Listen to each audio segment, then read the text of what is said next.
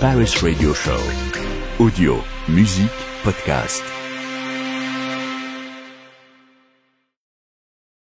Mesdames, Mesdemoiselles, Messieurs, bonjour et bienvenue.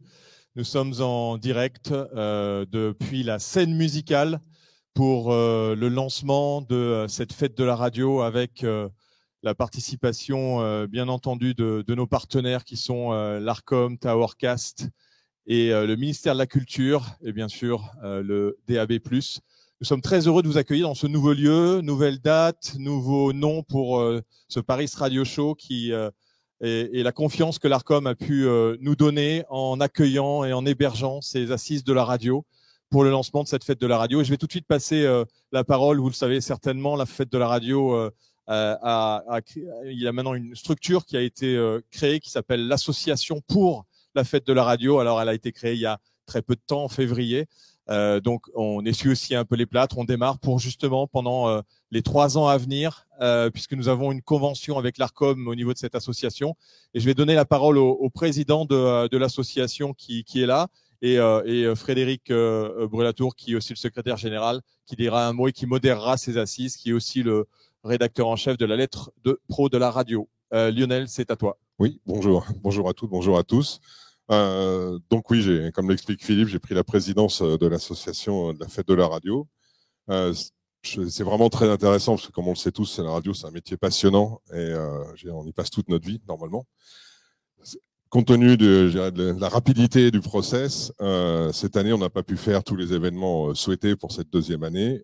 Néanmoins, plus de 1200 radios jouent le jeu et habillent leur antenne avec donc des éléments sonores et des événements spécifiques pour cette année. On a aussi présenté beaucoup de petites actions sur les réseaux sociaux avec de la vidéo et du texte. Voilà, c'est très simple de toute manière. Je remercie tout le monde une nouvelle fois et en particulier les partenaires, bien sûr, l'Arcom, le ministère de la Culture et Towercast. Donc, je transmets la parole à Raphaël Hérault. Merci, monsieur le président de l'association. Monsieur le président de l'Arcom, monsieur le conseiller, cher Philippe, bonjour à tous. Nous sommes une nouvelle fois très fiers. C'est un grand plaisir d'être à nouveau partenaire de cette fête de la radio pour la 2e année consécutive. Vous le savez, Towercast est né avec la radio FM dans les années 80. Nous vous accompagnons depuis dans le développement de ce fabuleux média, les radios locales, les radios régionales, les radios nationales. Nous continuerons à le faire dans le cadre des appels généraux qu'organise l'Arcom dès cette année et dans les années qui viennent. Bien entendu, nous comptons rester un acteur majeur de la diffusion DAB+, que ce soit pour les allotissements locaux, les allotissements étendus régionaux et bien entendu les phases à venir du déploiement du DAB+, pour les multiplexes métropolitains qui ont démarré à l'automne dernier. Nous tenons à vous souhaiter une excellente fête de la radio, une excellente première réunion dédiée, je le crois, à la radio locale et à toutes ses composantes, les composantes associatives, les composantes locales, commerciales, qui sont un vrai lien de proximité et qui doivent continuer d'exister et de se battre face notamment aux plateformes musicales. Très bonne réunion, très bonne fête de la radio et encore merci de votre présence. Nous sommes fiers d'être à vos côtés.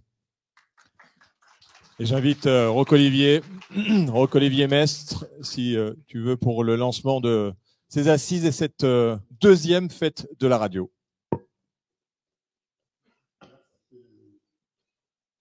Merci beaucoup. Bonjour à toutes et à tous. Chers amis, très chers radio, je suis particulièrement heureux de vous retrouver tous ce matin dans ce très beau lieu qui est la scène musicale, sur lequel je suis moi-même très attaché, parce que j'ai quelques amis musiciens qui sévissent régulièrement pour cette 2e édition de la fête de la radio. Et comme vous le savez, le Conseil supérieur de l'audiovisuel, puisqu'à l'époque c'était encore le Conseil, avait souhaité l'an dernier fédérer toutes les énergies du média radio autour d'un événement qui lui soit entièrement consacré. En 2021 nous offrait une occasion particulière, parce que c'était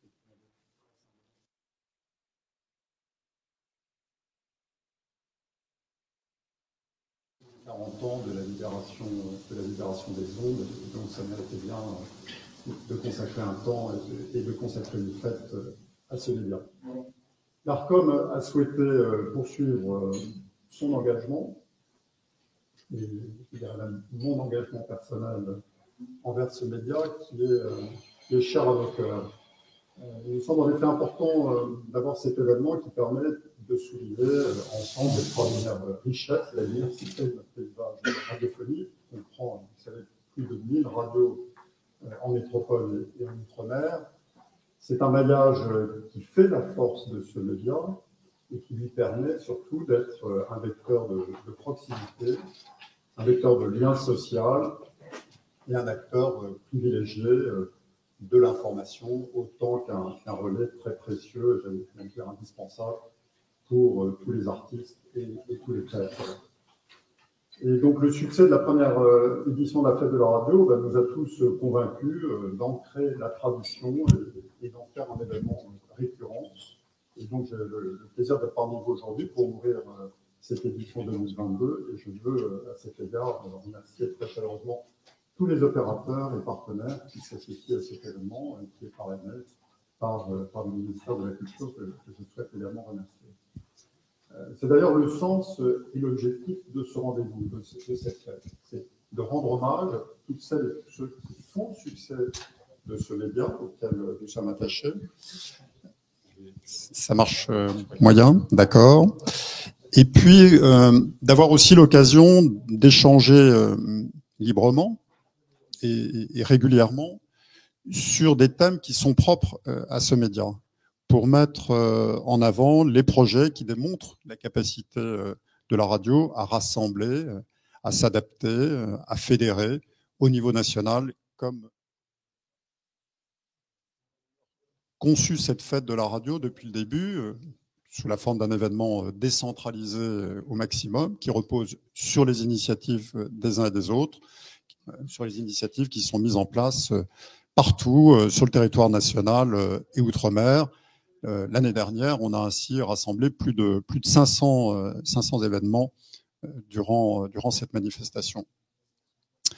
Cette année, donc, vous le savez, le Conseil supérieur a cédé la place à l'ARCOM, qui est maintenant donc l'autorité de régulation de la communication audiovisuelle et numérique, donc un grand régulateur aux compétences très élargies.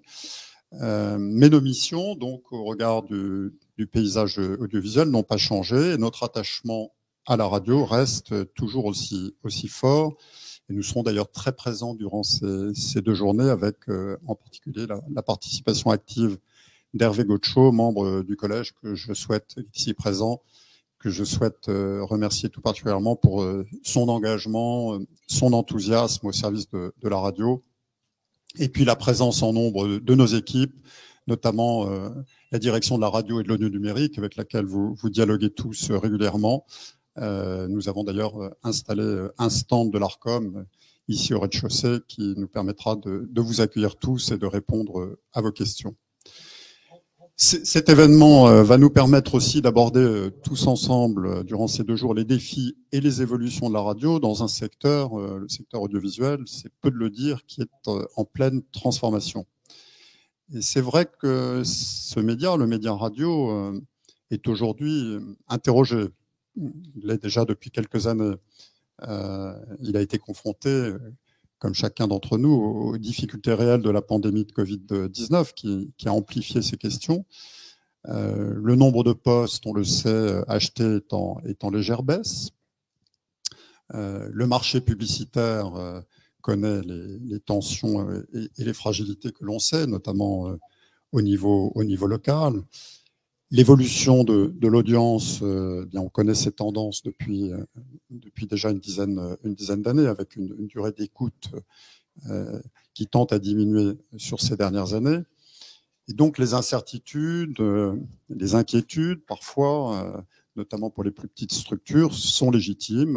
Elles sont là devant nous, et je crois qu'il faut les regarder collectivement en face pour pouvoir trouver les bonnes réponses et pouvoir les surmonter. Ces questions seront abordées au cours de ces 2 journées de débat qui s'ouvrent, en particulier la question du financement, cristallise légitimement les attentes et les interrogations dans un contexte qui va être marqué, nous le savons tous, par la réforme de la contribution à l'audiovisuel public, qui est un changement très, très important pour le paysage, sur lequel j'ai par ailleurs déjà eu l'occasion de m'exprimer. Ces tendances, ces incertitudes ne doivent pas pour autant masquer, ça j'en ai vraiment la conviction, la très grande résilience et la robustesse du média radio. En 2021, la radio restait écoutée quotidiennement, il ne faut jamais oublier ces chiffres, en moyenne 2h42. Chaque jour, et en particulier chaque matin, ce sont pratiquement les 3/4 des Françaises et des Français qui ont l'oreille collée au poste, comme on dit, chez eux ou en voiture. Il la privilégie également parmi d'autres supports pour la découverte musicale, pour l'information générale, et les baromètres de confiance dans les médias placent la radio, année après année, en tête des classements.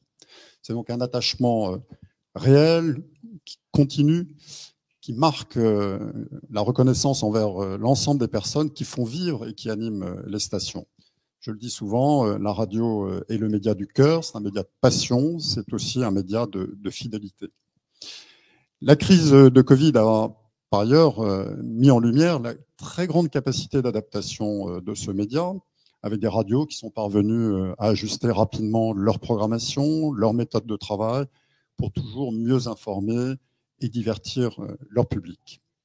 C'est, je crois, la force de la radio depuis 100 ans, de savoir se réinventer, se projeter vers l'avenir, sa capacité à imaginer de nouveaux programmes, à recourir à des supports innovants, à toujours épouser les nouvelles technologies de son temps pour attirer des publics différents.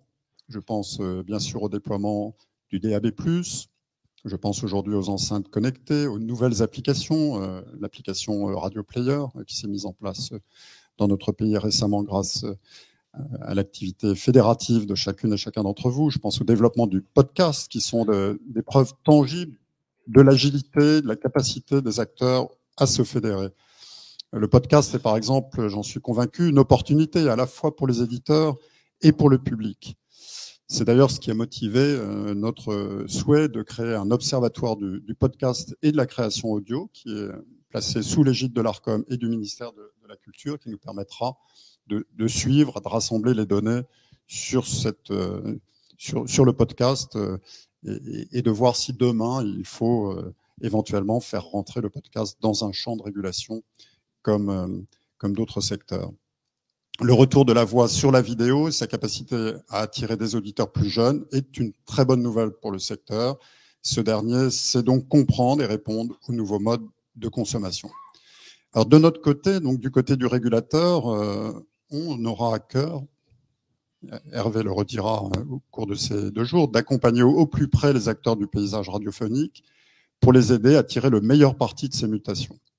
En 2021, vous le savez, nous avons poursuivi la modernisation de la bande FM, qui reste le premier mode d'écoute de la radio, qui demeure bien évidemment essentiel à l'équilibre du secteur. Nous avons franchi aussi avec vous de nouvelles étapes décisives dans le déploiement de la radio numérique, depuis l'ouverture des nouveaux multiplex en octobre dernier. Donc, c'est maintenant 42% de la population métropolitaine qui est désormais couverte par le DAB+. 3 multiplex ont démarré tout récemment, donc le 17 mai dernier, le 17 mai 2022, dans les zones d'Orléans, de Poitiers, de Tours. De nouvelles villes seront couvertes avant la fin de l'année, ce qui portera la couverture du DAB+ à plus de 50% de la population.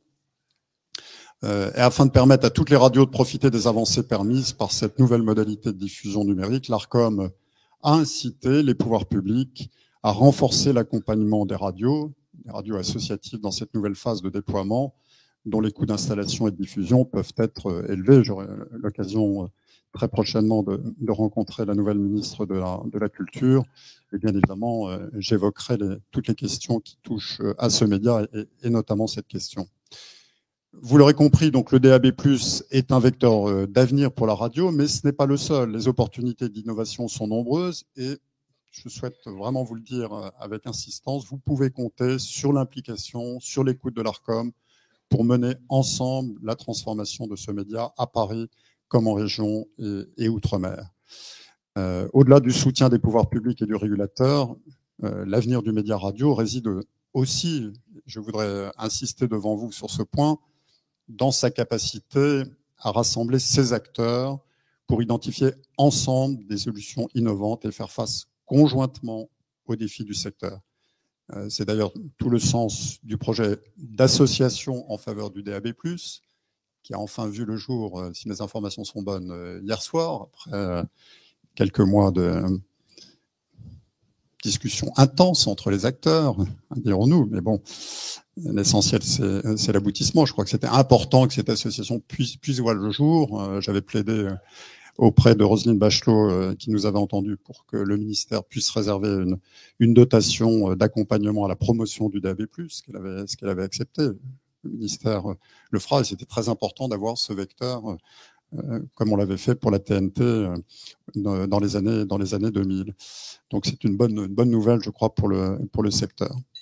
Et j'insiste là-dessus parce que face aux enjeux auxquels est confronté le média radio, je le dis devant vous tous, l'heure aujourd'hui ne peut plus être aux divisions. Mon propos vaudrait d'ailleurs plus globalement pour le secteur audiovisuel, mais spécifiquement pour le média radio.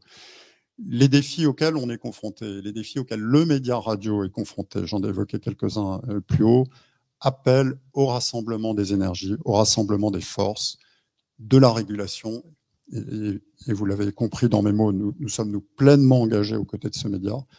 L'engagement des pouvoirs publics, et je replaiderai également auprès de la ministre sur ce point-là, pour que le ministère s'engage également pleinement dans ces évolutions, afin qu'ensemble, on arrive à dessiner les nouvelles frontières de ce média auxquelles les Françaises et les Français sont profondément attachés. Mais nous arriverons à cela uniquement si nous arrivons à agir ensemble, à fédérer nos énergies pour aller tous dans la même direction. En tout cas, nous sommes convaincus, je suis convaincu dans l'avenir et la force du média radio. Et j'espère que nous pourrons fêter d'autres anniversaires prochainement, et notamment dès l'année prochaine avec la 3e édition de la fête de la radio, pour marquer les jalons de ces évolutions qui se dessinent devant nous. En tout cas, très bonne fête de la radio à tous, bon débat aux uns et aux autres. Merci de votre engagement et des actions que vous menez partout dans notre pays pour un média, une fois encore, que les Français apprécient tout particulièrement. Et merci surtout de votre écoute. Bonne journée.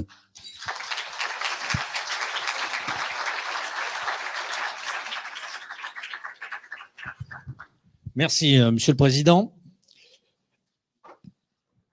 Alors, bienvenue aux assises de la radio, à la scène musicale.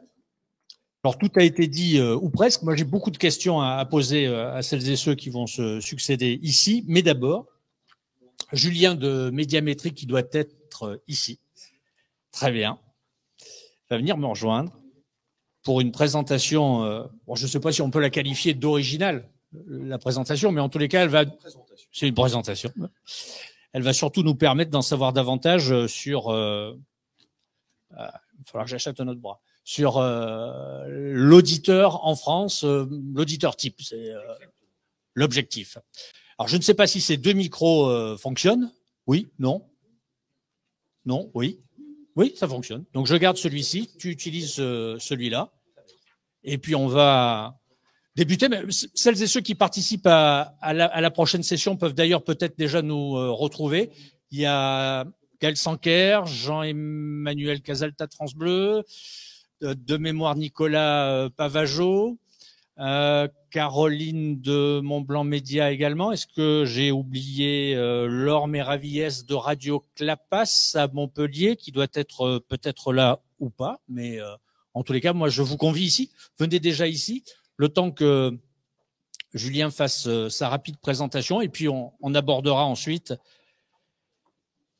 la première des 4 sessions qui donc feront l'actualité ici aux Assises.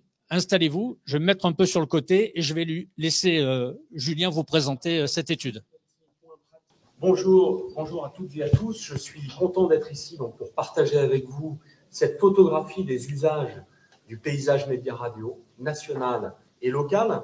Alors, ça a été dit par le président Roch-Olivier Maistre à l'instant, la radio est un média qui a une place particulière en France. 3/4 des Français, quotidiennement, écoutent le média radio. Donc, ça installe de façon extrêmement forte le média. Ces personnes, ces Français, passent 2h40 par jour. Si on regarde le territoire national, on a une consommation du média qui est globalement à des très hauts niveaux dans toutes les régions. On peut noter quelques petites différences. En Île-de-France, on a une consommation qui est un petit peu moins importante. Et dans quelques autres territoires, par exemple la Bretagne ou les Pays de la Loire, on a une consommation qui est un peu plus importante. On a une couverture de la radio qui monte jusqu'à 80%. Alors cela, c'est lié notamment à plein de paramètres, parce que la radio a une grande diversité dans ses modes de consommation, et c'est en partie lié aussi à la structure de la population, évidemment, et au mode de déplacement dans ces régions. Alors, peut-être le point complémentaire, vous le savez, le média radio évolue dans un paysage audio qui évolue aussi de façon très importante, notamment avec le développement de l'audio numérique. Il faut dire une chose, c'est que le média radio s'impose toujours comme la première force vive de ce paysage audio numérique, et plus de 60% des consommations de ce paysage audio, eh bien, elles sont liées aux médias radio, que ce soit dans sa forme linéaire ou sa forme délinéarisée, et on va rentrer dans le détail de toutes ces consommations. Alors, le média radio, si on fait une photographie sur les différentes catégories de genre, d'âge, de catégories socio-professionnelles, on voit qu'on est à des hauts niveaux de consommation. Vous avez ici le taux de couverture quotidienne, l'audience cumulée quotidienne du média radio. Donc en moyenne, plus de 70%, on l'a noté tout à l'heure, avec quelques disparités. Alors on le sait notamment chez les plus jeunes, on a un taux de couverture quotidienne qui est plus faible, de l'ordre de 60%. Alors il y a deux façons de regarder ça. On peut dire c'est plus faible, il y a un décrochage, mais on peut aussi dire que plus de 60% de la population, c'est très important. Un usage et une pratique qui est le fait de 60% d'une population, c'est un phénomène qui reste majeur, malgré tout ce qu'on peut en dire et malgré les évolutions. L'autre point qu'on peut noter, c'est que le média radio, et vous le savez sans doute, c'est le média des actifs, et on s'est notamment lié à la consommation du média radio dans les déplacements. Et vous voyez par exemple que sur la catégorie des chefs d'entreprise, cadres, professions intellectuelles, on a un taux de couverture quotidienne qui est de 82%. Ensuite, je l'ai dit tout à l'heure, on a, que ce soit dans les grandes agglomérations, les plus petites agglomérations, on a globalement un taux de couverture qui est très élevé. C'est dans les communes rurales qu'il est le plus élevé, avec 78% de couverture, et une couverture un petit peu en retrait dans l'agglomération parisienne. Alors, le média radio, il est pluriel parce qu'il répond à des motivations et à des cas d'usage qui sont très différents. La musique, quand on interroge les Français sur leur motivation pour écouter le média radio, la musique est citée spontanément comme la première motivation par près de 60% des gens. L'information, et évidemment, bien dans les temps que l'on traverse, que ce soit avec la pandémie ou avec la situation internationale, ce rôle il est essentiel dans le bon fonctionnement d'une démocratie. Et puis, les informations pratiques, et là, c'est le lien, c'est la capacité du média radio à créer ce lien, et notamment ce lien local extrêmement fort. Alors, pour poursuivre l'analyse, on a découpé le paysage radio, parce que le paysage radio, il n'est pas homogène, ce n'est pas des radios. Il y a des radios généralistes, il y a des radios thématiques, l'information, la culture, il y a des radios musicales, et il y a des stations locales et des programmes locaux. Et on a regardé justement la structure d'auditoire, le profil de ces différentes catégories de radio. Ce que l'on peut noter, si on commence par les programmes locaux et les programmes musicaux, c'est que ce sont les stations qui ont le profil le plus jeune. Et de loin, vous voyez par exemple sur les stations musicales, on a 67% de la population qui a moins de 50 ans. On est à un peu moins de 60% sur les programmes locaux. Et effectivement, eh bien, un peu par symétrie, sur les programmes généralistes et sur les programmes thématiques, on a une structure d'auditoire qui est plus âgée. Si on détaille les structures, que ce soit sur le genre homme-femme, il y a relativement peu de différences. Peut-être noter toutefois que sur les chaînes, sur les programmes thématiques, on a une consommation un petit peu plus importante des hommes, 57% de la structure d'auditoire. Sur l'habitat, il y a également peu, je dirais, de grandes différences. Inversement, sur ces programmes thématiques que je citais, il y a une forte surreprésentation de l'agglomération parisienne et des grandes agglomérations. Et sur les programmes locaux, ce que je souhaitais dire, c'est qu'il y a également, et là il y a un effet de l'offre, les programmes locaux, il y a une offre très importante à Paris et en Île-de-France, et donc on voit dans la structure d'auditoire une consommation importante de ces programmes sur l'agglomération parisienne, et symétriquement, on voit aussi une surconsommation de ces programmes sur les communes rurales. Si on s'intéresse aux critères de catégorie socio-professionnelle, on l'a dit tout à l'heure, le média radio et le média des actifs, et ça c'est très très très vrai sur les programmes locaux et sur les programmes musicaux, c'est très marqué.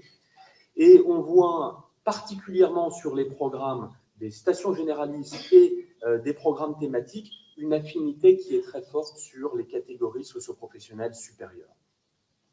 Alors, quand on regarde ces grands agrégats, tout au long de la journée, eh bien, leur consommation, elle évolue. Et évidemment, le matin, les stations généralistes occupent le devant de la scène et 50% de la consommation du média radio revient à ces stations généralistes. Mais petit à petit, dans la matinée, les programmes musicaux prennent de l'ampleur et vers la fin de matinée, ces programmes représentent environ 30% de la consommation. Il y a aussi cette croissance qu'on constate sur les programmes locaux, et c'est notamment lié, on le verra, à leur consommation en transport, dans les déplacements en voiture. Et les programmes locaux sont consommés par 16% de la population. À l'heure du déjeuner, les stations généralistes reprennent un poids important, 46% de la consommation. Plus tard dans la journée, dans l'après-midi, ce sont les stations musicales qui reprennent de l'importance, 38% de la consommation, et sur les programmes locaux, quasiment 20% de la consommation. Début de soirée, à nouveau les programmes généralistes, et puis il y a un effet de vague ensuite en soirée sur les programmes musicaux qui reprennent un peu d'importance. Donc c'est intéressant de voir ces mouvements et cette évolution des rapports entre les différentes stations. Et je n'ai pas cité les programmes thématiques, donc les chaînes d'information, les stations d'information et culturelles, qui, elles, ont leur part la plus importante en fin de journée et notamment en soirée.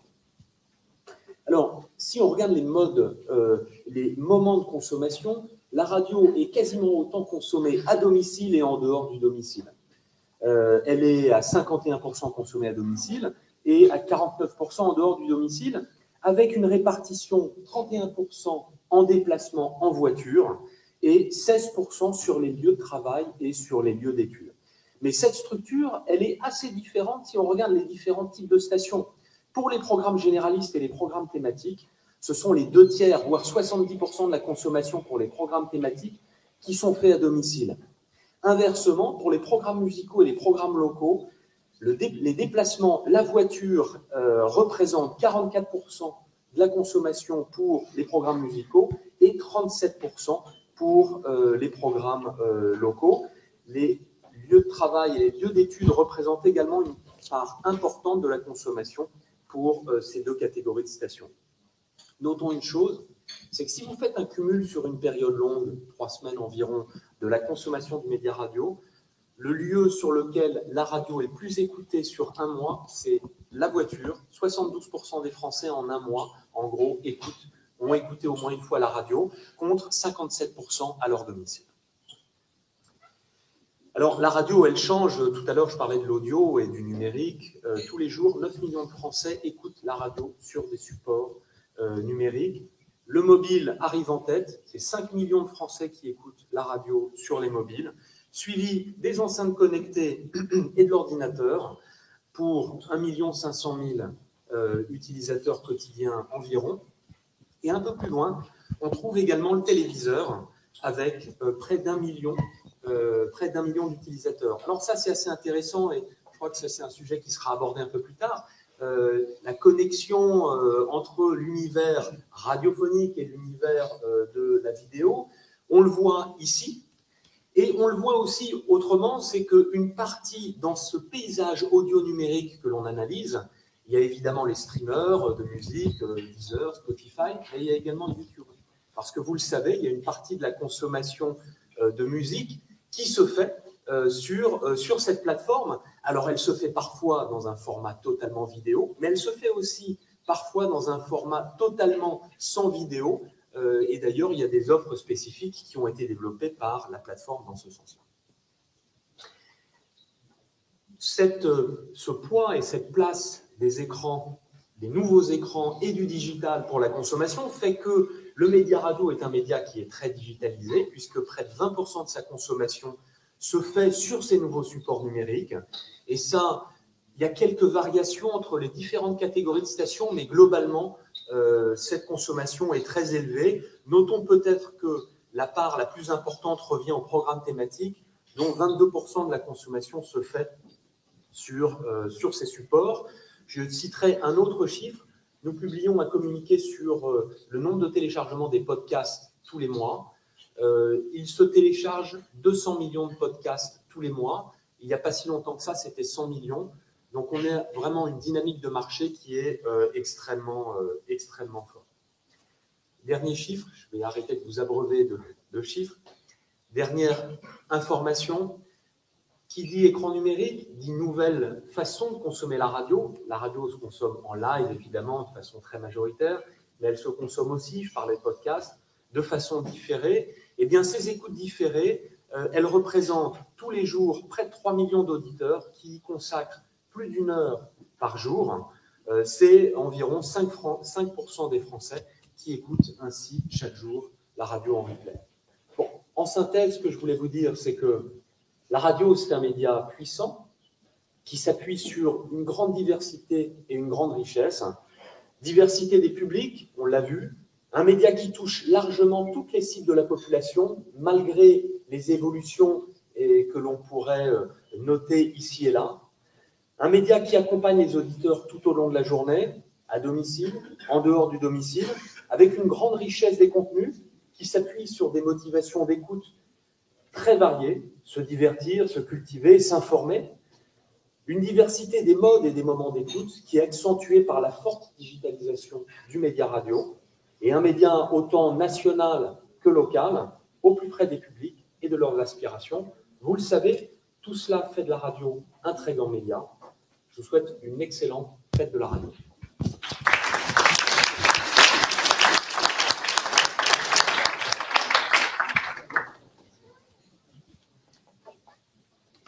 Merci Julien.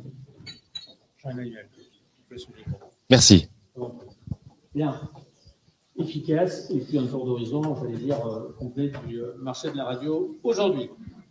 Allez, on va s'intéresser à la radio locale dans le cadre de la première de ces 4 sessions des assises de la radio. On est forcément très heureux de l'accueillir ici et puis aussi d'accueillir, alors je vais très rapidement, si je veux dire, les invités qui sont avec nous. Jean-Emmanuel Casalta, directeur de France Bleu, vous l'avez reconnu, Caroline Picard, il y a Colina du Monde en Média, il y a Jean-Marc Aurel-Sénac, que j'avais oublié précédemment, mais qui est là.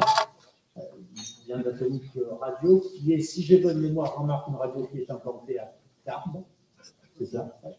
On en parlera tout à l'heure. Laure Meravies est ici, elle vient de Montpellier, c'est ça, Radio Clatas.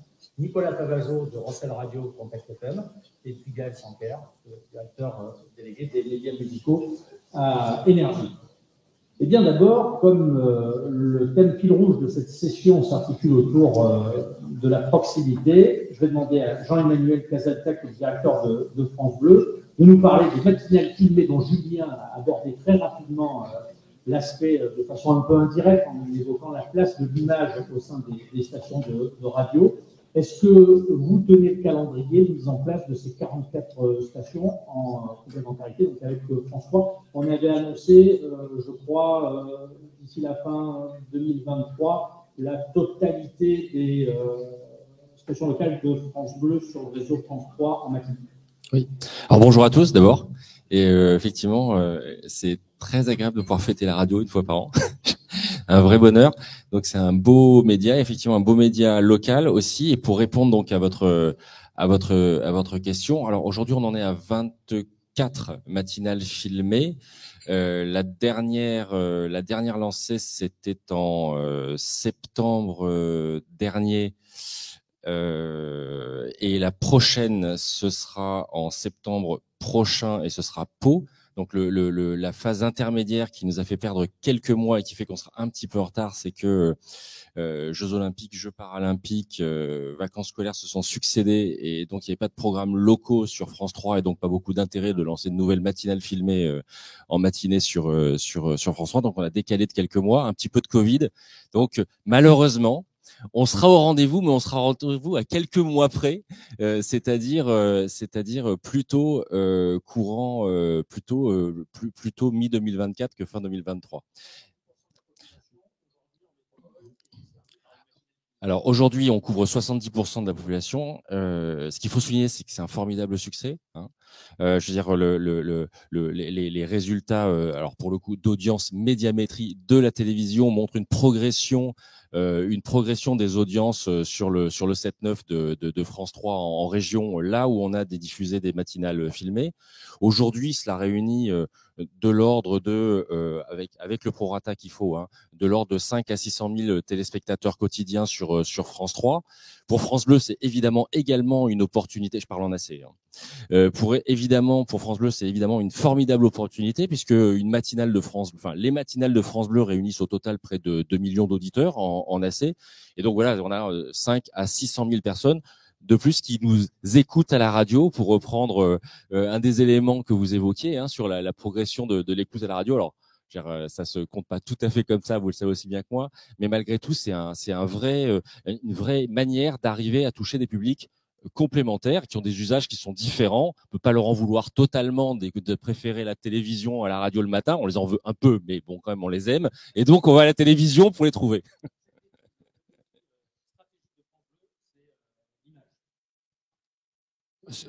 Non, le défi stratégique France Bleu, je pense que comme le défi stratégique de tous mes petits camarades, c'est d'aller et de proposer son offre, sa marque, sa promesse éditoriale partout où les gens sont et partout où ils sont en capacité d'écouter de l'audio.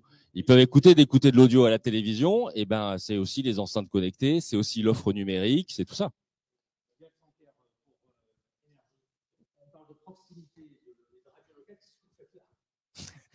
C'est le meilleur lancement. On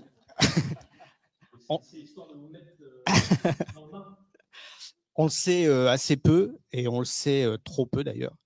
Le groupe Énergie, c'est 220 journalistes et animateurs en région. C'est plus de 300 commerciaux. Ce qui fait de Énergie Group le premier employeur privé en radio, en local. Et on croit au local, on croit au développement de proximité.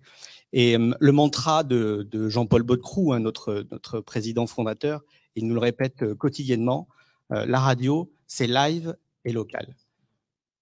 Voilà la raison de ma présence ici. Nicolas Pavageau, la raison de votre présence ici, vous aussi, où il faudra, vous m'avez dit, être comptable pour faire de la radio.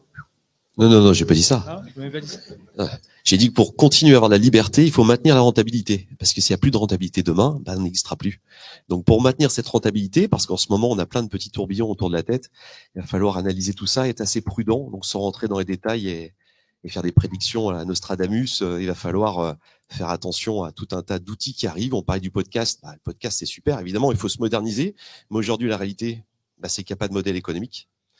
Le DAB, on a une problématique forte aujourd'hui de lancement du DAB sur nos zones pour des radios qui sont maillées localement et régionalement, puisque on a des décrochages, on a un buffer en fait avec un son qui saute, on a aussi un désancrage local. On parle justement tout à l'heure, on parlait avec Médiamétrie de la proximité.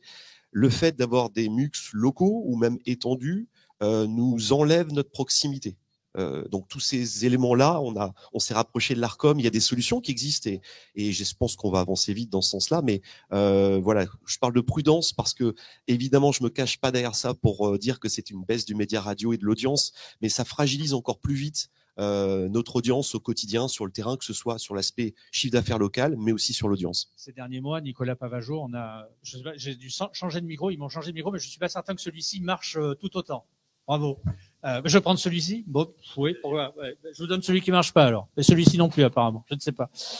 Ah, c'est bon, c'est reparti. Impeccable. Faut être un peu plus réactif les gars derrière.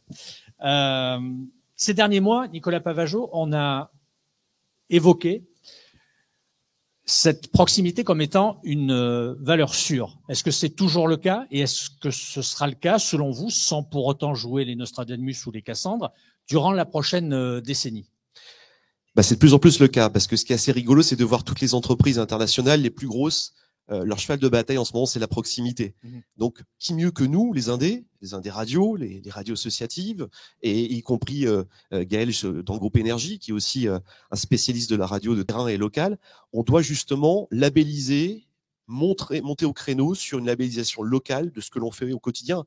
On met en valeur les chefs d'entreprise, les sociétés qui recrutent, les actions qui sont dans nos régions. Radio Mont-Blanc a tout un tas d'actions aussi dans ce sens-là. Donc l'engagement des marques, on le voit, est de plus en plus important. Je prenais le métro ce matin parisien, j'étais ravi de voir les engagements face à l'écologie, le partage d'une voiture. Alors vous allez me dire, ça fait pas toujours rêver, mais en tout cas, l'engagement des marques est très puissant et notre rôle à nous, c'est justement de continuer de renforcer cette proximité. Le marketing, on doit travailler ce marketing et on va dans ce sens-là. Alors justement, on va prendre la direction de la Haute-Savoie, me semble-t-il, Caroline Chicard. Est-ce que déjà, j'avais noté, est-ce que c'est une chance pour la radio que l'on dirige que cette dernière porte le nom du territoire qu'elle dessert? C'est une chance, encore faut-il pouvoir en faire quelque chose, mais selon moi, on a une responsabilité à porter un nom pareil. C'est un nom qui est connu à la fois au bout de la rue et jusqu'au bout du monde. Donc il faut pouvoir en faire quelque chose au niveau du local qui apporte un impact positif à nos auditeurs. Comment vous imaginez cette proximité avec l'auditeur dans la prochaine décennie? Elle va être forcément très liée au développement durable. Je ne sais pas si c'est dans le sens des questions que vous vouliez poser dès maintenant. C'est votre cheval de bataille. Vous avez d'ailleurs entamé une démarche RSE, me semble-t-il. Tout à fait. En fait, c'est pas un cheval de bataille pour se donner une illusion de quelque chose. C'est juste que c'est une conviction qu'on partage avec les équipes et que nous, on est vraiment les premiers témoins de la fonte des glaciers en étant au Mont-Blanc. Au gré des randos qu'on fait régulièrement, on voit concrètement que les glaciers fondent, que les chutes pierres. Donc, à un moment donné, on se dit qu'est-ce qu'on peut faire à notre niveau. Et en fait, on a, nous, entamé il y a 2 ans une démarche RSE extrêmement forte qu'on a structurée. On s'est fait accompagner. Et aujourd'hui, toutes les équipes, non seulement sont concernées, convaincues, sensibilisées, mais portent un certain nombre de sujets en interne et aux auditeurs. On est d'ailleurs reconnu à la fois, on est ambassadeur, on a rejoint le Global Compact de l'ONU, ce qui me vaut un des premiers pins sur ma veste aujourd'hui. C'est une démarche très complète, en fait, le Global Compact. Et ça représente 5% du temps d'antenne total de Radio Mont-Blanc. C'est ça le développement durable. Alors, la démarche, en fait, le développement durable, en fait, il faut le voir de 2 manières. Il y a l'extérieur, ce qu'on dit aux gens. Donc, effectivement, depuis 2 ans, on a à peu près 5% du temps de notre grille antenne qui est dédié au développement durable. Le développement durable, ce n'est pas que l'écologie, c'est aussi la justesse sociale. Donc, c'est vraiment ces 2 choses-là. Et puis, la RSE, c'est l'interne, c'est la responsabilité d'une démarche d'engagement dans une entreprise. Et pour pouvoir revendiquer, d'affirmer, d'avoir un temps d'antenne et des démarches vis-à-vis des auditeurs après, il faut pouvoir être structuré au niveau RSE. Parce qu'il faut être des cordonniers bien chaussés avant de pouvoir revendiquer un certain nombre de choses. Sinon, c'est pas clean. Alors, si on va au bout de la démarche, j'imagine que Radio Mont-Blanc va calculer son bilan carbone, c'est ça ou pas? Alors, c'est le 2e pins, c'est celui du coq vert. Le coq vert, ça veut dire qu'effectivement, on a entamé une démarche en ce sens. On a engagé depuis le début de l'année notre démarche de bilan carbone. Donc là, on est dans la collecte de données. Ça demande du temps. Il faut accepter que ça prenne du temps, mais en même temps, c'est nécessaire. et on s'aperçoit qu'il y a des solutions pour pouvoir réduire des choses, ce qu'on a commencé depuis 2 ans. Donc on espère avoir au mois de juin les résultats de ces collectes de données pour pouvoir mettre en place un certain nombre d'actions derrière. Alors de la Haute-Savoie, on va partir à Tarbes, retrouver Jean-Marc Courrèges-Sénac. Vous êtes le président d'Atomic Radio. Alors c'est une radio associative un peu particulière parce qu'elle développe ses programmes sur une dizaine de fréquences, me semble-t-il, à Tarbes, mais pas que, à Pau, puisque vous avez exactement, oui, un autre bureau, semble-t-il. Vous êtes le coprésident de la CNRA, c'est la Confédération nationale des radios associatives. Est-ce que, Jean-Marc, l'âge d'or de la radio associative est révolu? Alors tout d'abord, je tiens à m'excuser pour ma voix, mais j'ai subi les assauts nocturnes d'une climatisation défaillante. Pour parler de l'âge d'or des radios associatives, il faut déjà définir ce qu'a été et ce qu'est l'âge d'or. Si on regarde ça d'un point de vue économique, je tiens quand même à rappeler l'époque sanglante du début des années 80 où des radios, juste après leur démarrage, tombaient quelques mois après.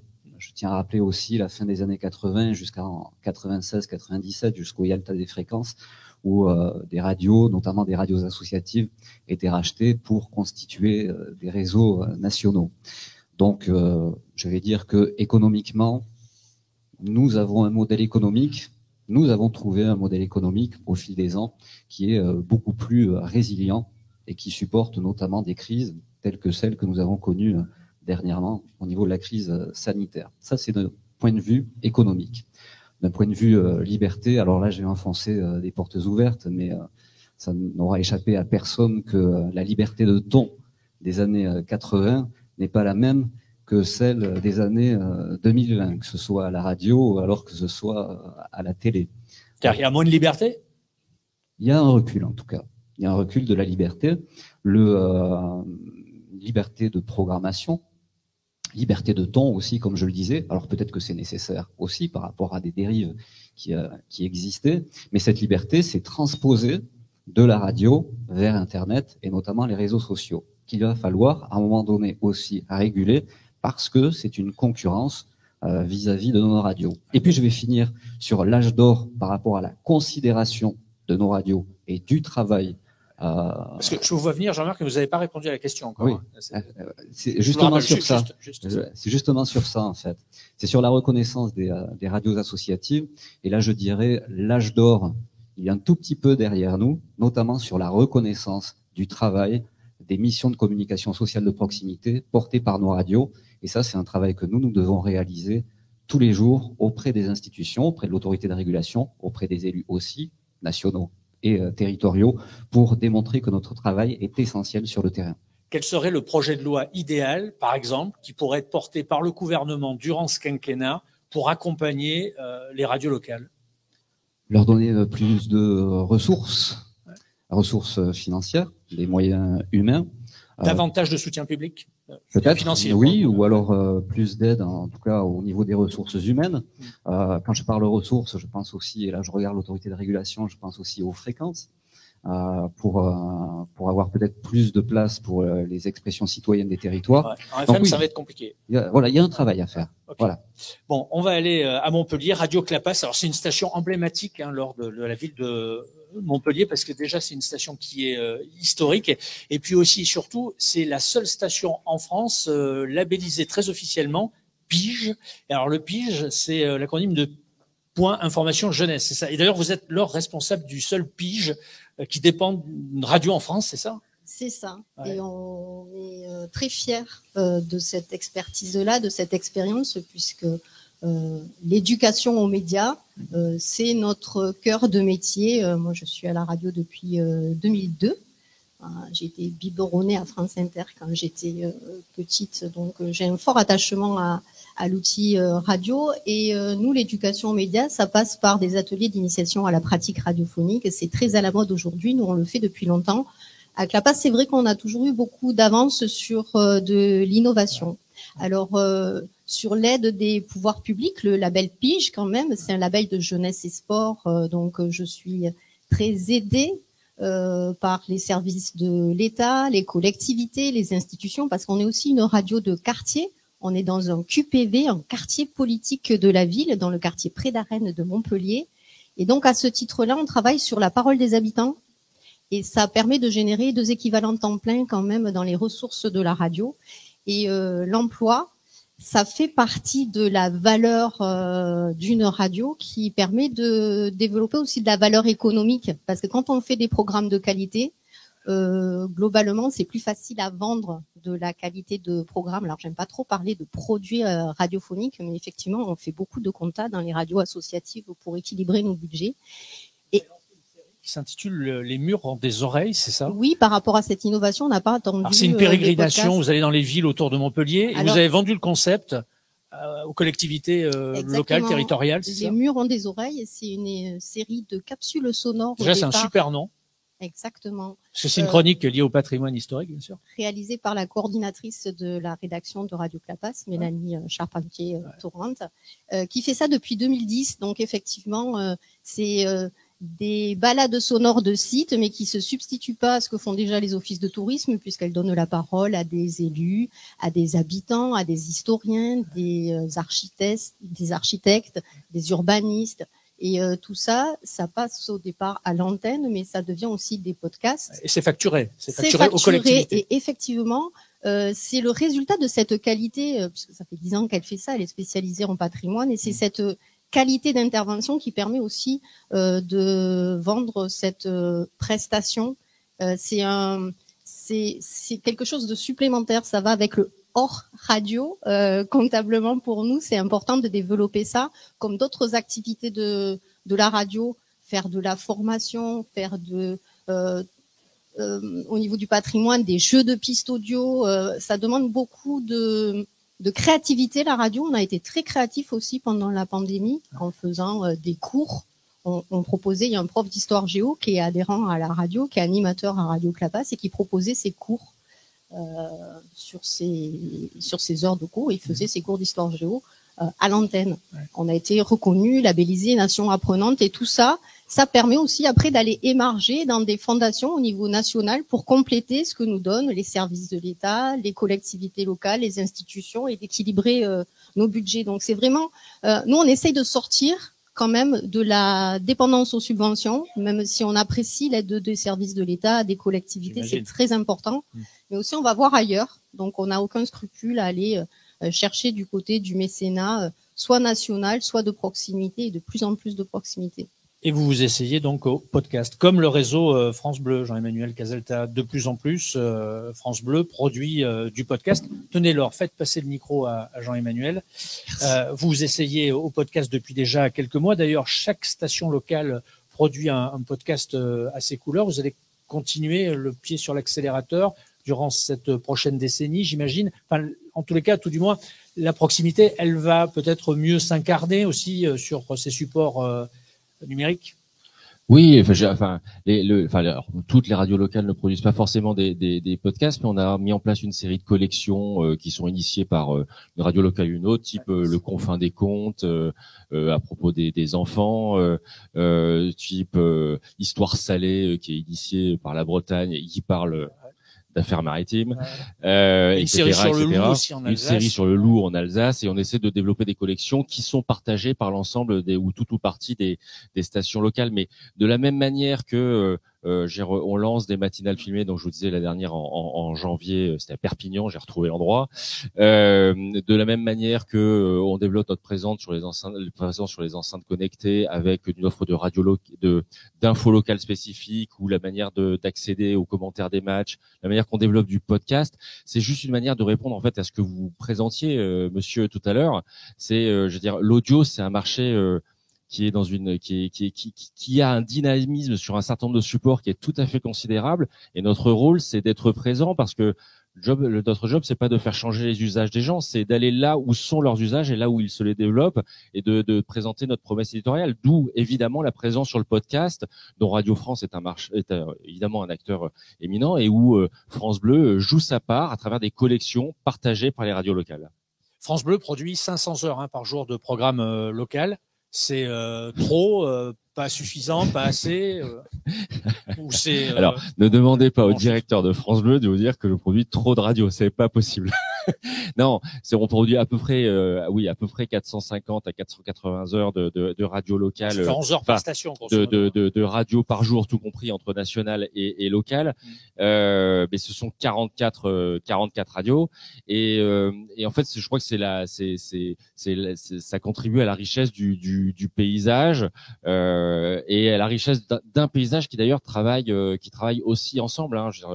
On travaille beaucoup avec la PQR, on travaille beaucoup avec effectivement un certain nombre d'acteurs de télévision locale, et je pense que tous ensemble, on fait avancer le local, parce que en général, là où il y a des acteurs locaux qui fonctionnent, l'ensemble des acteurs locaux fonctionne, parce qu'il y a une appétence pour.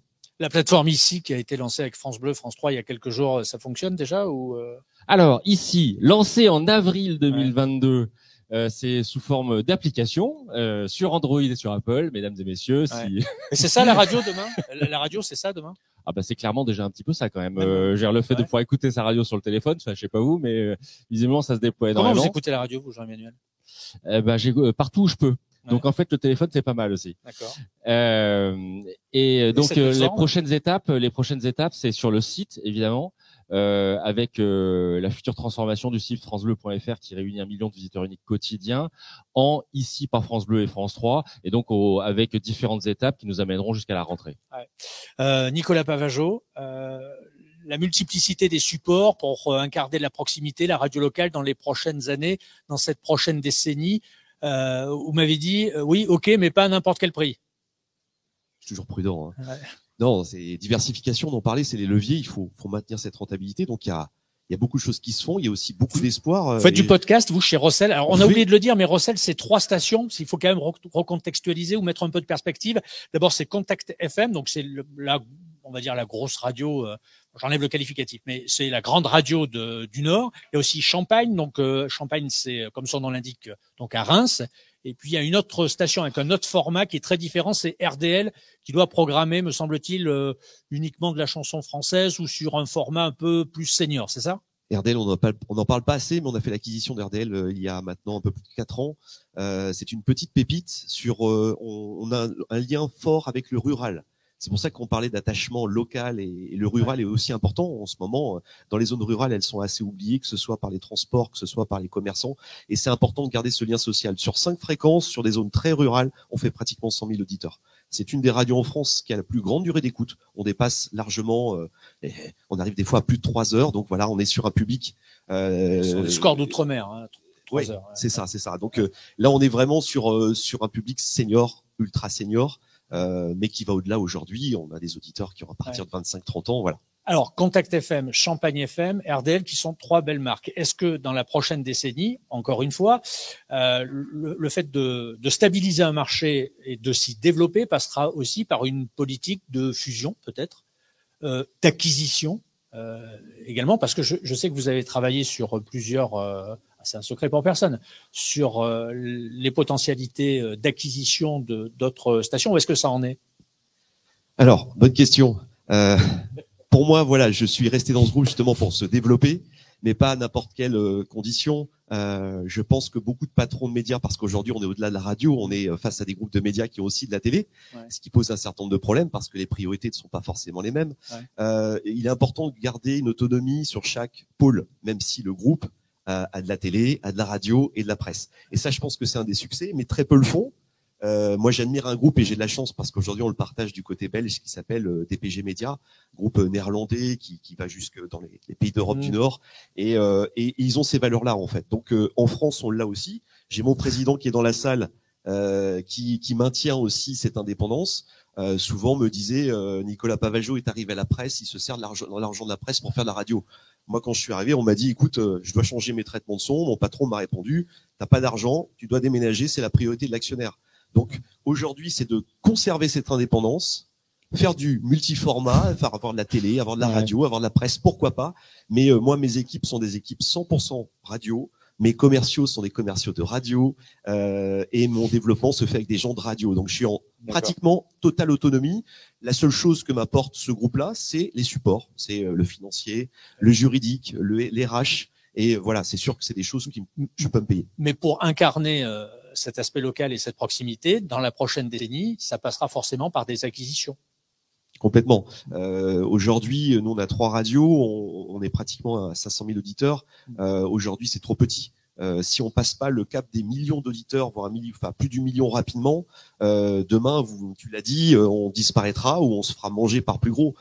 Donc on a besoin d'atteindre ce seuil-là pour pouvoir mutualiser, limiter ses coûts, pour continuer à faire de la radio qualitative avec des équipes et des pôles sur place. Et donc des dossiers sont en cours. Dossiers sont en cours d'instruction avec l'ARCOM.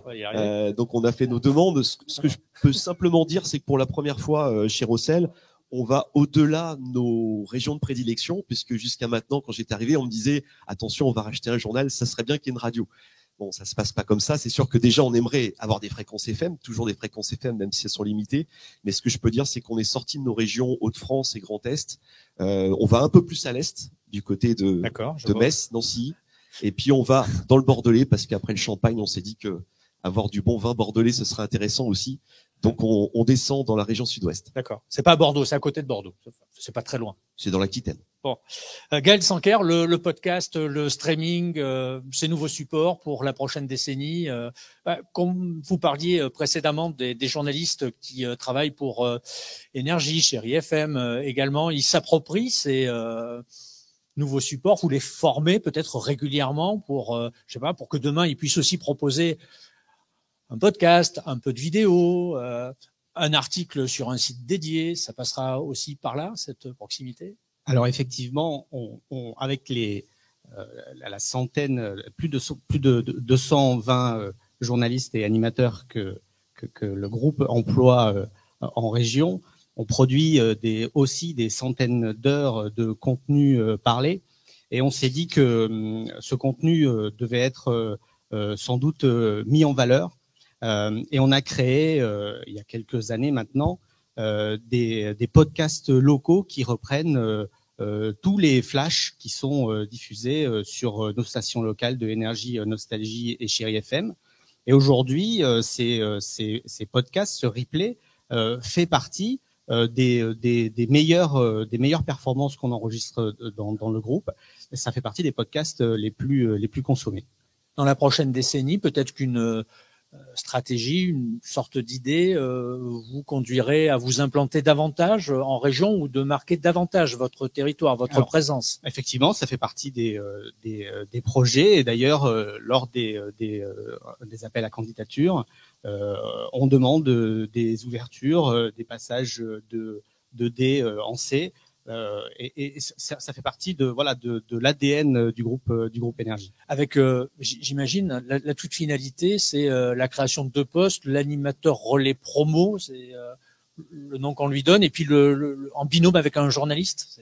C'est comme ça qu'on travaille. Le relais promo sert à aller faire connaître notre marque, faire goûter notre marque, et le journaliste crée l'info micro-locale, parce que dans certaines zones, les stations du groupe Énergie sont les seules. Alors, je ne vais pas citer de ville pour vexer personne, mais dans certaines toutes petites villes, la seule source d'information locale est fournie par une des radios du groupe. Caroline Chicard, aussi, vous déclinez maintenant des programmes en podcast. Vous avez mis en place un système de vidéo, de live vidéo. Enfin, on en parlera tout à l'heure dans une autre session, mais vous filmez tout à Radio Mont-Blanc. Ouais, si, il va marcher. On filme pas tout parce qu'il faut quand même garder des secrets, mais il y a des choses qu'on filme pas. Tout n'est pas utile en fait, donc tout n'est pas utile. Tout ce qui n'est pas utile. La matinale est filmée pas pour dire qu'on l'a filmée, parce qu'en fait il peut s'y passer des choses intéressantes où on a les invités qui viennent s'exprimer. Donc quand on a c'est la même matinale que France Bleu par exemple, ou je sais pas si c'est la même matinale, chacun a son ADN, mais quand on a un invité qu'on écoute dans sa voiture, dans la radio, et puis finalement une autre personne est chez elle, elle peut se connecter sur le site et voir le live vidéo pour voir l'invité en réel. Est-ce que c'est une façon de toucher le jeune public? Voilà. Alors oui, c'est une façon de le toucher, puisque typiquement ces vidéos-là sont ensuite diffusées sur nos réseaux sociaux quelques heures après, pour que celui qui n'a pas pu l'écouter dans sa voiture en allant au travail puisse le voir visage et audio pour suivre cette interview. Donc ça, c'est ce qu'on fait dans le studio, mais il y a aussi une partie à l'extérieur, en outdoor. On a un terrain de jeu qui est assez formidable, pour ceux qui sont déjà allés dans les Alpes, et je crois qu'il y en a un certain nombre dans la salle. Nous aussi, on a l'application Radio Mont Blanc que vous pouvez télécharger pour suivre tous les bons plans sur notre antenne et sur l'application pour préparer vos vacances d'été ou d'hiver à la montagne. Et donc, ça mérite bien effectivement un certain nombre de vidéos avec les parties prenantes locales. Je crois que la prime est au contenu local. Je crois que notre changement, il viendra beaucoup du local et des entreprises. Les jeunes auditeurs, on n'en a pas beaucoup parlé. Néanmoins, ça reste une sorte de pierre angulaire pour la prochaine décennie en termes de renouvellement d'écoute. Il y a un business model derrière. Vous réfléchissez déjà, et c'est la raison pour laquelle on parlait de ces nouveaux supports qui peuvent peut-être davantage les pousser, les encourager, les convaincre à écouter de façon hertzienne la radio comme nous l'écoutions lorsque nous étions plus jeunes. Oui, en fait, on a une quarantaine, cinquantaine d'années tous ici, et on s'aperçoit qu'on a connu 20 ans de Internet et 20 ans de pas Internet. Donc nous, on sait en fait la source de l'info, on sait d'où ça vient, on sait à quel point c'est important, c'est précieux ce sourcing d'infos locales, la vérité de ce qu'on dit au micro d'une radio, de ce qu'on dit dans la presse ou de ce qu'on dit à la télé. Eux, ils savent pas. Ils sont nés avec autre chose. Donc à nous de les éduquer, et c'est le travail aussi que vous menez, à nous de les éduquer en ce sens. De les emmener vers de l'éducation aux médias, vers de la sensibilisation aux fake news, vers une autre manière de consommer. Et on a aussi fait des laboratoires, des ateliers chez nous et des podcasts en ce sens avec des jeunes d'école, de MJC. Ils trépignaient d'impatience à l'idée de rentrer dans la cabine de speak pour enregistrer ce qu'ils avaient à dire.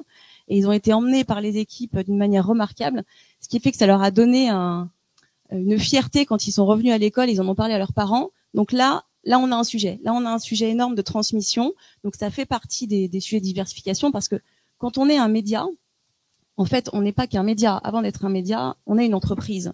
Donc, comme toute entreprise, il faut pouvoir poser une vision stratégique, identifier des facteurs clés de succès, s'intéresser aux tendances.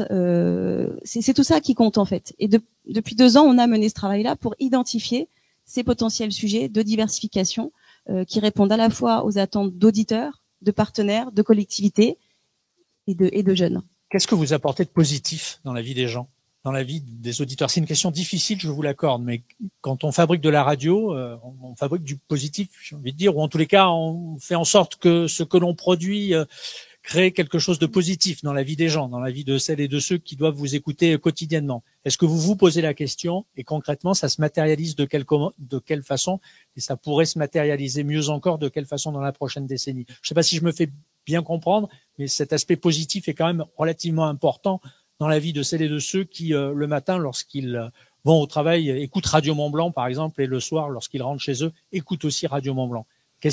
C'est quoi le plus derrière ça? Le plus, enfin, nous, on pense que les médias ont un rôle à jouer, effectivement, dans cette dimension positive, alors qu'on est dans un monde qui est quand même assez anxiogène. Donc on se plaint beaucoup, il y a plein de choses négatives, on va tous mourir, l'urgence climatique, bien sûr on le sait tout ça. Mais une fois qu'on a tapé sur les choses, une fois qu'on s'est bien plaint, concrètement qu'est-ce qu'on fait? Et selon nous, notre rôle dans les médias, c'est d'apporter une dimension positive, de raconter quelque chose, d'incarner quelque chose de vivant. Donc les solutions et comment on améliore la vie des gens, c'est en leur apportant des solutions. On a lancé depuis 2 ans une démarche concours qui s'appelle Éco-Tremplin Radio Mont Blanc qui pousse des structures dont l'activité est durable. Ouais. Ça, c'est une solution parce que c'est concret. C'est-à-dire que celui qui nous écoute ou le partenaire professionnel qui est à côté, il peut mettre en place la solution de manière immédiate chez lui. Il faut que le développement durable, ce soit facile, accessible. Radio Clapas, Laure, vous éduquez des tout petits auditeurs. De la maternelle à l'université, 1200 jeunes par an. Bon, vous fabriquez des auditeurs en quelque sorte. Exactement. Nous, on fait le pari de faire venir vers nous. On a une démarche d'aller vers à Radio Clapas, aller vers les habitants puisqu'on est une radio de quartier et faire venir les habitants à nous par des ateliers d'initiation à la pratique radiophonique. Donc en maternelle, on travaille sur des portraits de doudou, on travaille sur les compétences de l'éducation nationale sur l'oral. Donc pardonnez-moi Laure, mais dans la prochaine décennie, encore une fois, il va falloir remettre au centre l'auditeur. C'est un peu ça la stratégie chez vous? Oui. Ou le garder, tout du moins. Alors, parce que... déjà le garder, c'est plutôt, c'est déjà pas mal. Mais dans l'idée de fabrication des nouveaux auditeurs, du coup, on a aussi de nouveaux animateurs parce que les radios associatives, c'est aussi un vivier de jeunes en formation en école de journalisme qui deviennent après animateurs, journalistes, techniciens dans nos radios qui participent à cette qualité. Vous parliez de réseaux sociaux tout à l'heure. Moi, dans les ateliers que je mène sur des émissions musicales collectives, j'utilise YouTube. L'idée, c'est qu'un centre de loisirs vient à la radio et fabrique son Zik and Click, son émission musicale collective. Ils vont choisir chacun un morceau à faire découvrir aux copains sous la forme d'une dédicace. Il va animer lui-même son petit temps avec son morceau préféré. L'idée, c'est de mettre dans son YouTube la bibliothèque de la composition de la playlist collective. Et là, ça permet de travailler sur les algorithmes des réseaux sociaux et de voir là où YouTube nous concentre sur nos 3 pauvres centres d'intérêt. À la fin de la journée, on a une bibliothèque, une proposition de musique plus diversifiée. Cette diversité-là, on l'a dans la programmation de nos radios associatives. Laure, vous qui travaillez depuis longtemps dans l'associatif, est-ce qu'il y a toujours ce stress qu'on a connu dans les années 80-90, lorsque vous étiez, j'imagine, déjà salarié, de se dire, voilà, on n'est pas certain d'être là l'année prochaine parce que les subventions ne seront pas renouvelées, etc. Est-ce que c'est toujours d'actualité? Est-ce que ce stress est toujours d'actualité dans la radio associative française? Alors nous, on a failli mourir parce qu'effectivement, les radios associatives, elles meurent tous les ans. Globalement, il y a toujours ce discours-là de la pauvre radio. C'est très pessimiste. Quand même. Alors nous, on est sortis de là. Ça fait il y a 10 ans, on a failli mourir. On a mis 3 ans à redresser notre dette et on a aujourd'hui un bilan comptable très positif. Donc on l'emploi a même est devenu de la durable. trésorerie. Oui, et du coup, là où il y a des radios associatives qui à l'époque ont fait le choix d'investir dans de l'équipement à la place d'investir dans de l'humain. Nous, là, à Clapas, il a toujours été fait le choix de l'investissement dans l'équipe. Et on est plutôt dans une stabilisation des équipes, un développement de l'emploi qui va avec l'amélioration de la qualité de l'antenne. Et ça s'applique même, on forme des enfants, mais on forme aussi nos propres animateurs. On travaille à l'amélioration de la qualité de l'antenne pour tous nos bénévoles, pour faire en sorte que nos émissions soient écoutées. Donc tout le monde passe au crible de l'amélioration de ses propres contenus. Jean-Marc Courrèges-Sénac, j'ai oublié de préciser que vous étiez le président de l'ARA, c'est l'Assemblée régionale des radios associatives en Occitanie, Pyrénées, Méditerranée. Dont le siège est à Narbonne. C'est ça. Voilà, faut rendre à César ce qui appartient à César. Quels sont les dangers qui guettent les radios de catégorie A, celles qui font de la proximité, durant la prochaine décennie? Comment vous voyez les GAFA, les GAFAM? Est-ce que vous inquiétez du changement brutal, presque tectonique, on va dire, d'un marché, ou tout du moins de façon très rapide? Alors, je vais essayer de synthétiser la chose. Déjà, je vais m'extraire de ce discours toujours misérabiliste qu'il y a autour des radios associatives. Les radios associatives. La question était misérabiliste. Voilà. Non, mais avec un brin de pessimiste, il faut. Exactement. Voilà. C'est important. Et en fait, il faut savoir que les radios associatives, et là je rejoins ce qui a été dit précédemment, c'est un vivier de talents, des créateurs, il y a aussi un certain système D. Il faut savoir, par exemple, en ce qui concerne le numérique, des travaux ont été réalisés, notamment par ma radio, sur Atomique. Voilà, exactement, sur une solution alternative de diffusion en DAB+, qui a été mise en œuvre notamment en Alsace et qui permet de réduire drastiquement les coûts. Donc nous, on a fait notre job au niveau des radios associatives de pouvoir faire baisser le coût de ces nouvelles technologies pour qu'elles soient accessibles à toutes les radios, parce qu'il nous apparaît quand même impensable que sur une ressource publique, la sélection se fasse sur l'unique critère économique. Donc il y a un vivier de véritables talents. Les dangers, c'est que l'on ne soit pas présent partout, et notamment dans l'évolution des écoutes. Donc, bien évidemment, nos radios, elles doivent être présentes sur la FM. Il faut préserver notre métier premier. Sur le DAB+, aussi, nos radios doivent être présentes. Bien évidemment, sur l'IP également, d'où la signature de l'accord avec Radioline.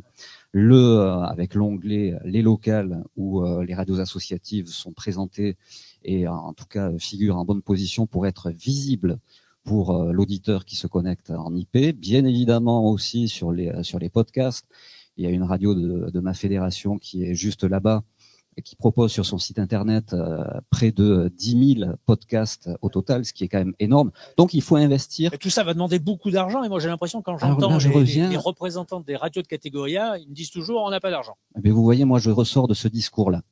C'est moi ce que je vous dis, c'est que, et là je reprends la philosophie des pionniers, c'est que il faut, la philosophie des pionniers, c'était il faut émettre coûte que coûte, mais pas à n'importe quel coût. Mais c'est exactement la même chose. Il faut être présent partout, mais pas à n'importe quel coût. Et il y a suffisamment d'intelligence au sein de nos structures pour trouver des alternatives qui nous permettront économiquement d'être présents partout. Les revenus sont liés au territoire ? Bien évidemment. Ouais. Et là, le danger... Et il y a des territoires qui sont moins bien lotis que les autres ? Ça existe aussi, notamment au niveau des régions. Alors moi, j'ai la chance d'être en région Occitanie où la région suit et accompagne les radios et aussi les différentes fédérations qui représentent les radios associatives sur ce territoire.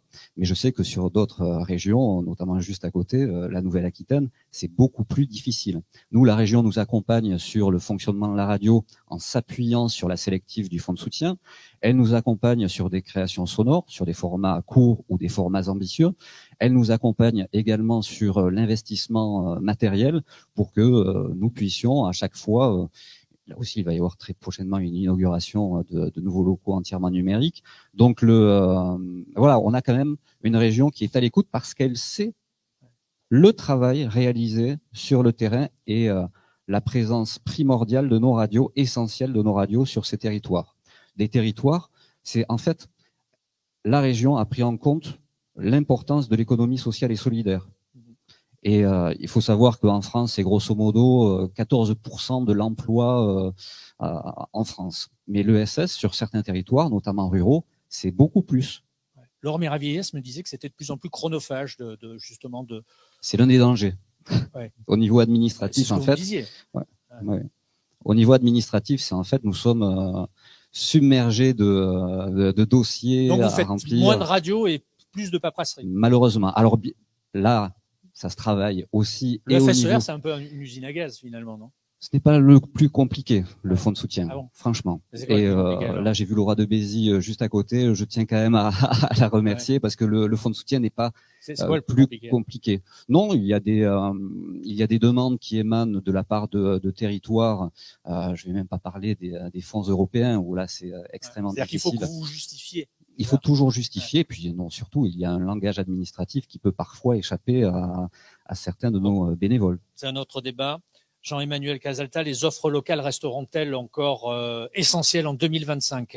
Non, mais elles seront plus qu'essentielles. Ouais. Je veux dire, je suis absolument convaincu que notre pays a viscéralement besoin de renforcer l'offre locale, mais alors pour le coup de radio, de télé, de presse, de ce que vous voulez, mais je veux dire, ce pays a viscéralement besoin de ça. Je pense qu'on est dans un besoin de réassurance, de réappropriation. Il y a le terme de souveraineté qui revient. C'est la question de où est-ce qu'on est dans son territoire, comment on se sent écouté dans son territoire et vivant et visible. Qui est quand même une bonne partie de l'expression publique depuis ces dernières années. Je veux dire, je ne suis pas visible, mon territoire est trop loin de Paris, pour citer un artiste qui a vendu quelques disques sur le sujet. Voilà, je pense que c'est absolument fondamental. Donc, je pense que nous avons un avenir et je pense en plus, nous avons une responsabilité essentielle pour faire vivre la vie locale dans toutes ces dimensions, parce qu'il y a le niveau régional, le niveau local, le niveau départemental, le niveau municipal. Voilà, je suis absolument convaincu de ça, c'est vital pour ce pays. Et pour terminer, Jean-Emmanuel, la 45e station locale de France Bleu sera ouverte à... Alors, la 45e station locale de France Bleu sera ouverte dès que je pourrai vous le dire. D'accord. Non, mais je vais répondre à sa place. On évoquait la ville de Lyon, par exemple. Lyon avait été évoquée pendant un certain temps. Non, mais mais j'adorerais ouvrir Lyon, mais j'adorerais ouvrir Charleville-Mézières, j'adorerais ouvrir Moulins, oui, voilà. Bon. D'accord. En attendant, il y en a 44. C'est déjà un patrimoine absolument formidable. Ouais. Et encore une fois, je pense que l'avenir est à nous, parce que ce pays en a viscéralement besoin. Merci Jean-Emmanuel.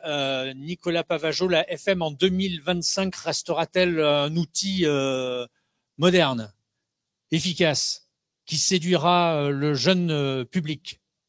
On parle de 2025. 2025, et la question c'était de savoir si ça restera toujours 2025, un outil sexy, moderne. J'ai pas de doute si on règle le petit problème de diffusion, de fait d'enlever l'ancrage local en ce moment qui m'embête le plus. Je te donne un petit exemple, c'était Radio Scoop à Lyon qui est partenaire du stade stéphanois et du stade de l'OL. Il arrivait avec sa voiture au stade de l'OL et le MUX en fait DAB de Saint-Étienne était tellement puissant qu'il entendait en fait l'information du stade de Saint-Étienne. Donc voilà, c'est ces petits problèmes à régler. Mais encore une fois, il y a plein de solutions. On en a déjà parlé avec l'Arcom et ça avance vite et je suis ravi en tout cas des échanges que l'on a. Mais la FM, bien évidemment, dans 5 ans, moi je milite et j'espère même que si d'ailleurs le DAB prend le dessus et ce qu'on souhaite tous, la FM devienne peut-être le côté vintage comme le vinyle aujourd'hui qui s'est jamais aussi bien vendu. On sait qu'on est ici dans la salle, il y a beaucoup de fans de son radio. Le son radio n'a rien à voir avec le son DAB, même si le son DAB est très net et c'est du binaire, c'est du 1-0. Le son FM avec ses traitements, c'est un son que l'on adore. Donc peut-être que dans 10, 15 ans, 20 ans, on va chercher justement ce son FM et on voudra peut-être uniquement que le son FM. Et dans moins de 10 ans, dans moins de 5 ans peut-être, Rossel Radio sera donc un peu bordelais et un peu... Je le souhaite, je souhaite même un peu plus.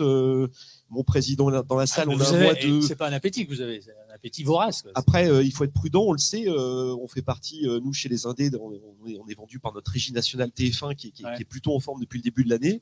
Mais on a un mois de juin qui est très compliqué. C'est le cas aussi en presse. C'est le cas en télévision. Et on a un mois de juin où on va perdre notre avance, une partie de l'avance. Donc, la fin de l'année est incertain, plus qu'incertain.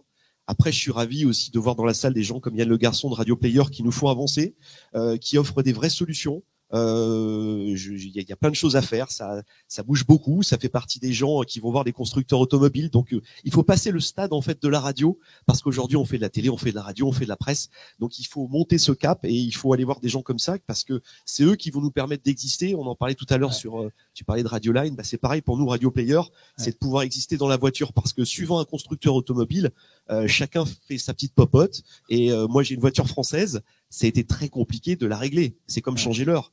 Chaque fois qu'il faut changer l'heure, on dit aïe aïe aïe, il faut changer l'heure. Il y a au moins 10 manifs à faire. Donc imaginez pour aller chercher le DAB, pour aller chercher la radio. Moi je me suis retrouvé, je suis à côté de la frontière belge.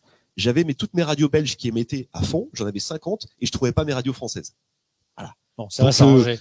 Il y a de l'espoir, il y a des gens qui travaillent et puis on est suivi, donc on est accompagné, donc plein d'ondes positives. 30 secondes, Gaël Sanquer, le rajeunissement de l'audience en France, quelque chose qui vous inquiète, ou plutôt devrais-je dire ici, est-ce que le jeune public qui semble être moins concerné par l'écoute de la radio, qui est un petit peu plus sur Apple Music, sur Deezer, est-ce que c'est un sujet qui vous inquiète là-bas à Energy Group, et en particulier les radios commerciales privées, qui pourraient d'ailleurs faire face, alors je ne sais pas si c'est illustrer mes propos de façon un peu négative, mais qui pourraient peut-être faire face dans les prochaines années un non-renouvellement de cette tranche d'âge-là. Est-ce que vous êtes aussi autant inquiet que moi ou que nous? Alors, on a sur le sujet un discours et une posture assez optimiste quand même. Julien de Médiamétrie le disait tout à l'heure, 60% des jeunes, je me souviens plus exactement de la tranche d'âge, je suis pas spécialiste des chiffres, continuent d'écouter la radio, donc on préfère voir le verre à moitié plein qu'à moitié vide. On a des études, on regarde des études, ce qui se passe aux États-Unis, notamment le groupe iHeart, qui est un groupe de radio privé assez puissant aux États-Unis, a fait une étude assez précise avant son introduction en bourse il y a quelques années, qui montre que si les adolescents écoutent moins la radio, il faut pas le nier, ils y reviennent lorsqu'ils prennent leur voiture. Et c'est la raison pour laquelle nous, chez Energy, on est optimiste. Ouais. Juste une dernière question. Nostalgie, ce sera la première radio du groupe dans quelques années, en lieu et place de Energy? Alors, je ne suis pas Madame Irma. Honnêtement, je le pense pas. Ouais. Nostalgie est première dans certains pays qu'on exploite, notamment en Finlande, notamment en Belgique. En France, je suis incapable de répondre à cette question.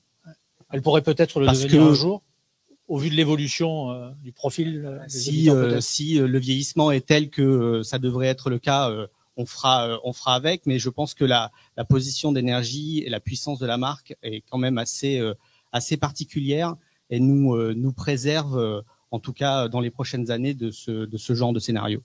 Vous étiez toutes et tous très intéressants. C'est toujours un plaisir de vous retrouver. Ça faisait déjà plusieurs mois qu'on n'avait pas pu échanger ensemble. J'étais ravi de vous accueillir, très sincèrement, pour débuter cette première des 4 sessions de cette fête de la radio via les assises de la radio. Ma radio locale en 2025, financement, défis et perspectives. On aurait pu en parler des heures, hein, forcément.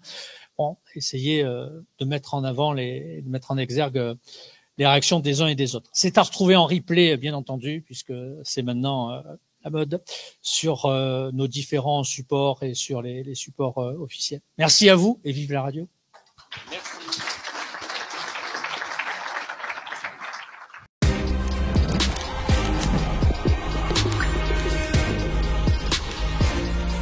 Paris Radio Show. Audio, musique, podcast.